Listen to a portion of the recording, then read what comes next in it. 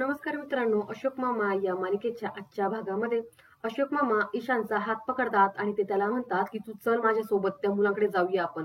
ईशान म्हणतो की नको आजोबा, अहो संयमी ताईला सुद्धा मी सांगितलं होतं, ती पण बोलली थोड्या वेळापुरती ती पोरं मला घेतात खेळायला आणि त्यानंतर ते मला त्रास देतात. अशोक मामा म्हणतात की चल, कोणी त्रास देत नाहीये तुला, असं म्हणत ते त्याला पुढे आणतात. ते सर्व मुलांना म्हणतात की काय रे मुलांनो, तुम्ही सगळेजण क्रिकेट खेळताय का? सगळी मुलं म्हणतात की हो. अशोक मामा म्हणतात मग तुम्ही याला का नाही रे खेळायला घेते? त्यातला एक जण म्हणतो अहो आजोबा, त्याला क्रिकेट खेळता येत नाही. अशोक मामा म्हणतात काय, याला क्रिकेट खेळता येत नाही? मग मला एक सांगा, तुम्हाला फुटबॉल खेळता येतो का? त्यातली मुलं म्हणतात की नाही येत. अशोक मामा हसतात आणि ते म्हणतात की बघा ना काय गंमत आहे, तुम्हाला फुटबॉल खेळता येत नाही आणि याला क्रिकेट खेळता येत नाही. मग तुम्ही असं करा ना की तुम्ही त्याला क्रिकेट खेळायला शिकवा, तो तुम्हाला फुटबॉल खेळायला शिकेल. सगळ्यांनी मिळून खेळायचं. कसं आहे ना, ही सोसायटी ही सगळ्यांची का नाही. मग मला सांगा, हा नको तो नको, ह्याला घ्यायचं खेळायला त्याला घ्यायचं नाही, असं करून कसं चालेल सांगा बरं? त्यामुळं सगळ्यांनी एकत्र मिळून खेळायचं, नाहीतर मग या सोसायटीमध्ये तुमचं खेळणं बंद होईल. असं म्हटल्यावरती सर्व मुलं घाबरतात. पुढे ते म्हणतात की आम्ही घेऊ त्याला खेळायला. अशोक मामा म्हणतात की ठीक आहे, उद्यापासून हा तुमच्यासोबत खेळायला येईल, चल रे ईशान. असं म्हणत ते ईशानचा हात पकडतात आणि तिथून जातात. त्यानंतर पुढे पल्लवीचे वडील म्हणजे संयमीचे आजोबा तिला फोन करतात आणि म्हणतात की संयमी बाळा कशी आहेस? संयमी म्हणते की मी ठीक आहे, पण आजोबा खूप बोर होतंय. तिचे आजोबा म्हणतात की हो का, काही काळजी करू नकोस, मी 2-3 दिवसासाठी तिकडे येऊन जाईल. संयमी म्हणते की नाही नाही आजोबा, त्याची काही एवढी गरज नाहीये, मी माझा टाइमपास करते. तुम्हाला माहिती का आजोबा, काल मी ना पोळ्या बनवल्या म्हणजे फुलके बनवले. तिचे आजोबा म्हणतात की अरे वा वा, छान छान. आता तू ना केक बनव, तुझी आजी म्हणते की तू केक खूप छान बनवते आणि त्यामुळं ईशानला सुद्धा छान वाटेल, त्यांना खूप आवडतो ना केक. संयमी म्हणते की हो, आता मी केक बनवणार आहे. तेवढ्यात तिथे इरा येते आणि ती रागातच संयमीकडे फोन ओढते आणि म्हणते की आजोबा ऐका, मी संयमी ताईचे इयरफोन तोडलेले नाहीयेत, ते ईशानने तोडलेले आहेत. संयमी म्हणते की अगं इरा, मी त्यांच्याकडे तुझी चुगली करत नव्हते. तिचे आजोबा पण म्हणतात की अगं बाळा, मला त्याबद्दल तिने काही सांगितलेलं नाहीये. मग इरा संयमीकडे तो फोन देते. तिचे आजोबा म्हणतात काय ग संयमी, तुझे इयरफोन तुटलेत का? नवीन घ्यायचे असतील तर मी पाठवू का तुला पैसे? संयमी म्हणते की नाही आजोबा, त्याची काही एक गरज नाहीये. पुढे ती बोलणार तेवढ्या तिथे फुलराणी येते. संयमी म्हणते की आजोबा चला, मी तुम्हाला नंतर फोन करते. असं म्हणत ती फोन कट करते. फुलराणी संयमीला म्हणते की माझी सगळी कामं झालेली आहेत, मामा येतोपर्यंत मी इथं बसतो. संयमी म्हणते की नाही, त्याची काही गरज नाहीये. फुलराणी म्हणते अगं पण तुम्ही दोघीच जणी आहेत घरामध्ये, मामा येतोपर्यंत बसतो ना मी इथं. संयमी म्हणते नाही, खरंच त्याची काही गरज नाहीये. फुलराणी म्हणते राहिलं मग मी जाते. असं म्हणत ती निघते. तेवढ्यात तिला संयमी आवाज देते की फुलराणी आंटी. फुलराणी ही मागे वळून पाहते, तेवढ्यात दारावरची बेल वाजते. फुलराणी दरवाजा उघडते तर अशोक मामा पाहतात की फुलराणी निघालेली आहे.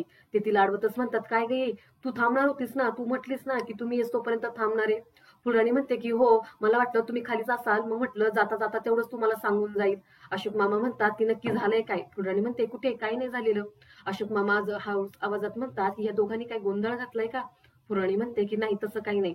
अशोक मामा म्हणतात की नक्की झाले तरी काय तुला? एरवी तुला एक प्रश्न विचारला की 3 तास बडबड बडबड करतच असते तू, आणि आता फक्त तू हा हू नाही पू एवढंच बोलतेस. नक्की झालंय काय? फुलराणी म्हणते काय नाही झालेलं, चला मी जाते, ईशान बाळा जाते. असं म्हणत ती तिथून पटकन निघून जाते.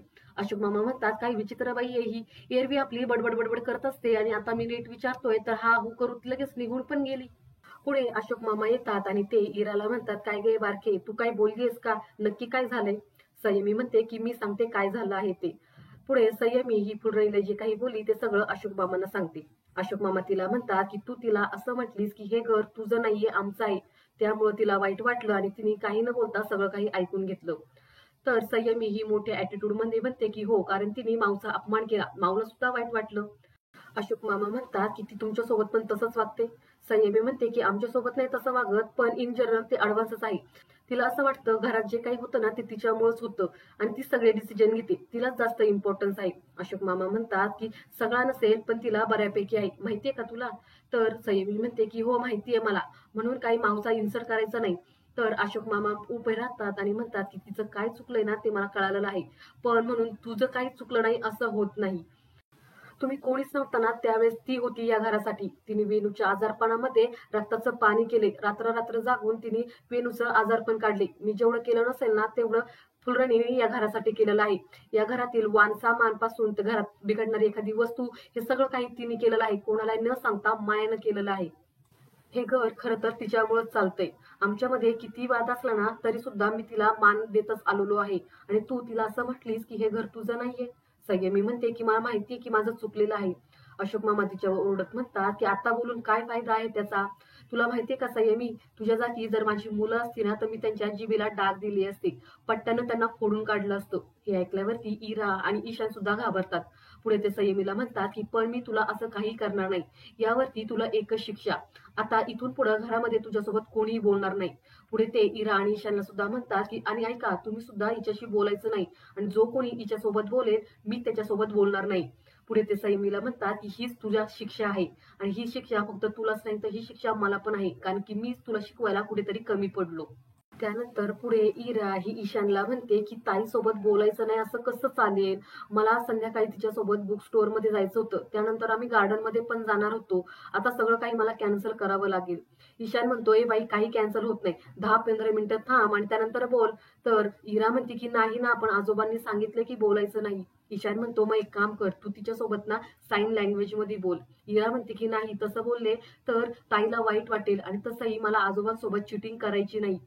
ईशान म्हणतो की अगं इरा, पण तुला कधीतरी चिटिंग करावीच लागणार आहे. रोज रोज नाही करायची, कधीतरी केलेली चालते. इरा म्हणते की नाही या, नाहीतर मी तुझं नाव सांगेल हा आजोबांना. ईशान म्हणतोय नाही नाही, तसं काही करू नको. तेवढे तिथे संयमी येते. ती म्हणते की हे गाईज, हे बघा मी काय आणलं, असं म्हणत ती हातातला पत्त्यांचा केड दाखवते. तो पाहून इरा आणि ईशान खुश होतात. पण परत ते शांत होतात. त्यांना आठवतं की आपल्याला संयमिताईशी बोलायचं नाहीये. संयमी म्हणते की हो, तुम्ही माझ्याशी बोलणार नाही तर, पण तुम्ही एकमेकांसोबत पण बोलत नाही का. तर ईशान म्हणतो नाही नाही, आम्ही एकमेकांसोबत बोलतोय. इरा त्याला हळूच सांगते की ती आपल्याला बोलायला लावते, तसं बोलू नको, शांत राहा. पुढे संयमी म्हणते ठीक आहे, तुम्ही बोलू नका माझ्यासोबत, आपण तसंच खेळू ना पत्ते. आणि तसंही आपल्याला सगळे रूल माहितीच आहे, याच्यामध्ये बोलायची गरज नाही. असं म्हणून ती पत्ते सगळ्यांना वाटते आणि ते पत्ते खेळू लागतात. पण नंतर हे दोघं जण तिला साईन लँग्वेज मध्ये बोलत असतात. पण संयमीला काहीच कळत नाही. शेवटी ते दोघं जण वैतागतात आणि तिथून निघून जातात. त्यानंतर थोड्या वेळाने संयमी ईशान आणि इरा यांच्यासोबत बोलण्यासाठी तिथे केक घेऊन येते. आणि ती ईशानला दाखवत म्हणते की ईशान हे बघ मी काय आणलेलं आहे, केक केलाय मी. तर ईशान तिला साईन लँग्वेज मध्ये म्हणतो की मला केक हवाय. संयमी म्हणते की अरे पण तू तर माझ्याशी बोलत नाहीयेस, मग मी तुला कसं काय केक देऊ, जाऊ दे मी ठेवून देते. तर ईशान तिला आडवत म्हणतो की नाही नाही संयमी ताई, अगं मला तू खूप आवडतेस, मी तुझ्याच टीम मधला आहे. ते अशोक आजोबा काही बोलतात त्यांचं काही एवढं मनावर घेऊ नकोस. आणि हा, आता इथून पुढे ना मी त्यांना अशोकच बोलणार आहे, आजोबा वगैरे काही बोलणार नाही. संयमी म्हणते केक साठी काही हा ईशान, असं म्हणत तिथे केकचा एक पीस भरवणार तेवढ्यात तिथे इरा येते. ईशान म्हणतोय संयमी ताई, तू मला केक साठी बोलायला लावू नको हा, असं म्हणत तो केकचा एक पीस तोंडाने खातो आणि तिथून पळतो. इकडे अशोक मामा हे ईश्वर काकांना झालेला सगळा प्रकार सांगतात. अशोक मामा पुढे म्हणतात की मी दुसरी तरी काय शिक्षा करणार रे, एकतर ती मुलगी आणि वयात आलेली, पण तिला तिची चूक कळायला नको का. ईश्वर काका म्हणतात की हे बघ अशोक, मला नाही वाटत की ती एरवी पण तसं वागत असेल, एकतर ती एवढ्या मोठ्या धक्क्यातून चाललेली आहे. आणि तसंही ती त्या दोन्ही इरा आणि ईशान यांचं खूप करते रे. अशोक मामा म्हणतात की हो, ती त्या दोघांचं सगळं काही करते रे, तशी गुणी मुलगी आहे. तेवढ्यात तिथे शैफाली येते आणि ती ईश्वर काकांना म्हणते की बाबा तुम्ही जेवायला आहात ना, म्हणजे तयारी करायला. ईश्वर काका म्हणतात की हो. अशोक मामा तिला आडवत म्हणतात की शैफाली ऐक ना, मी तुला सांगितलं होतं की तुझ्या शाळेमध्ये काही जागा आहे का बघ ना. तर शैफाली म्हणते कसं आहे ना काका, मी विचारून पाहिलं पण आता सध्या तरी काही वेकन्सी नाहीये, ज्यावेळेस असेल त्यावेळेस मी तुम्हाला नक्की सांगेल. असं म्हणून तिथून शैफाली जाते. संयमी सोबत कुणी बोलत नसल्यामुळे तिला त्या गोष्टीचं फार वाईट वाटत असतं आणि ती किचन मध्ये रडत असते. तेवढ्यात तिला भैरवीचा फोन येतो. संयमी बोलते की हा माऊ बोल ना. तिच्या आवाजावरून भैरवीला कळतं की ती रडते. भैरवी तिला म्हणते की काय झालं समा, तू रडतीयस का. संयमी म्हणते की नाही माऊ, मी रडत नाहीये. अगं ते फोडणी देत होते ना, त्याचा धूर माझ्या नाकामध्ये गेला, त्यामुळे डोळ्यात पाणी आलं. भैरवी म्हणते की अगं समा, तुला काय करायला पाहिजे आणि तू काय करते, इट्स रिड्युक्युलस. संयमी म्हणते की जाऊ दे ना माऊ, तू बोल ना. भैरवी म्हणते की बर मला एक सांग की तुझे इयरफोन हे खराब झाले होते आणि तू मला सांगितले नाहीस. संयमी म्हणते तुला कोणी सांगितले, आजोबांनी. भैरवी म्हणते की मुद्दा तो नाहीये, मुद्दा हा आहे की तू मला सांगितलं नाही असते, मला त्या गोष्टीचं फार वाईट वाटलं हा. संयमी म्हणते की जाऊ दे ना, एवढं काय ते महत्वाचं नाही. भैरवी म्हणते की पण तुम्हाला सांगायला पाहिजे नव्हतंच ना संयमी. चल मी तुला आता पैसे ट्रान्सफर करते आणि तू लगेचच्या लगेच जाऊन ते इयरफोन्स घे. संयमी म्हणते की हो ठीक आहे. पुढे भैरवी तिला म्हणते की ऐक सामा, तुला जर काही लागलं ना तू लगेच मला फोन करत जा आणि मला सांगत जा, माझ्यापासून काही लपून ठेवत जाऊ नकोस ग, मी आहे ना. संयमी म्हणते की हो माऊ. पुढे भैरवी तिला म्हणते की ऐक ना सामा, अगं मला ना इकडे खूप वर्कलोड आहे, माझी ना फार चिडचिड होतीये. एक तर मध्येच हे प्रोजेक्टचं काम निघाले, मी सगळं काही प्लॅनिंग केलं होतं तुम्हाला इकडे घेऊन वगैरे यायचं, पण या कामामुळे मला जमतच नाहीये. तर संयमी म्हणते की माऊ प्लीज डोंट वरी यार, तू नको या गोष्टीचं एवढं काही लोड घेऊस. पुढे भैरवी तिला म्हणते की पण बाळा तुला काही लागलं ना की मला लगेच सांगत जा, मी कायम आहे तुमच्या सोबत. पुढे संयमी तिला म्हणते की ऐक ना माऊ, तुला एक सांगायचं होतं. भैरवी म्हणते की बोल ना. संयमी म्हणते की माऊ, तू एकटीच अशी आहेस की ती मला समजून घेते, I love you so much. Bhairavi म्हणते की लव्ह यू बेटा, चल आता आपण नंतर बोलूया, असं म्हणत ती फोन ठेवते. इकडे नोकरी न मिळाल्यामुळे अशोक मामा चिंतेत असतात. ईश्वर काका त्यांना म्हणतात की ऐक अशोक, मी तुला एक सजेशन देऊ का. अशोक मामा म्हणतात बोल बाबा, आता तू तरी काहीतरी बोल. ईश्वर काका म्हणतात की आपल्या शेजारची जी सोसायटी आहे ना, सिद्धिराम सोसायटी, तिथला मॅनेजर ते काम सोडून चाललेला आहे. तिथं जर तुला मॅनेजरचं काम मिळालं तर चालेल का. अशोक मामा म्हणतात काय मॅनेजर. ईश्वर काका म्हणतात हे बघ अशोक, चिडू नकोस तू माझ्यावरती, मी फक्त आपलं तुला विचारतोय. तिथल्या सोसायटीमध्ये सुद्धा आपल्यासारखीच परिस्थिती आहे, कोणालाही जबाबदारी नकोय, साधा अकाउंटचं सुद्धा जबाबदारी कोणाला नकोय तिथे. तर अशोक मामा हसतात आणि म्हणतात अरे चालेल की, न चालायला काय त्यामध्ये. अरे सोसायटीच्या मॅनेजचं काम म्हणजे माझ्यासाठी तर सशाला गाजरच्या शेतामध्ये कामाला लावण्यासारखं आहे. ईश्वर काका हसतात आणि ते म्हणतात की खरंच का, सर मग मी त्यांच्यासोबत लगेच आता बोलून घेतो. अशोक मामा म्हणतात की हो बोल आणि मला पण कळव. ईश्वर काका म्हणतात की आणि तू सुद्धा घरामध्ये मुलांना सगळं काही सांग नोकरीबद्दल. अशोक मामा म्हणतात त्यात त्यांना काय सांगायचंय मुलांना. ईश्वर काका म्हणतात अरे तुला सांगावं लागेल, दिवसभर तुला त्या सोसायटीमध्ये थांबावे लागेल. असं म्हटल्यावरती मात्र अशोक मामांचा चेहरा पडतो. ईश्वर काका म्हणतात की तुला दिवसभर तिकडे राहावं लागेल, त्यामुळे तुला मुलांना हे सगळं सांगणं गरजेचंच आहे. असं म्हणून आजचा भाग इथेच संपतो. पुढील भाग पाहण्यासाठी चॅनलला सबस्क्राईब करा. धन्यवाद.